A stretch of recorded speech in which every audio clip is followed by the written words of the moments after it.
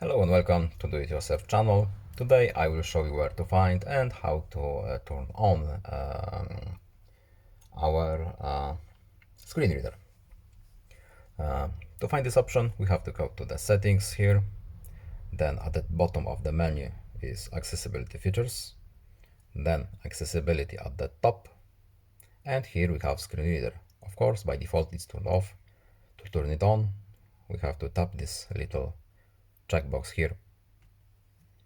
Yes, we have our warning here. I am aware and willing to assume these risks. To allow it, we have to check this here and grant access. Screen reader enabled. Screen reader. Screen reader is now enabled. To make it read something, we have to tap the options. More settings. Double screen reader.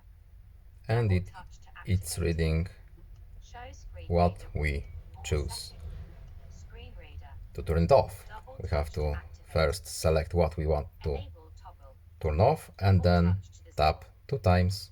Alert stop screen reader. Stop Select screen. once, Okay. tap 2 times. Screen reader disabled. Screen reader is now disabled. That's all. I hope this video was helpful to you. Please leave a like and subscribe. Have a nice day and see you in the next video. Goodbye.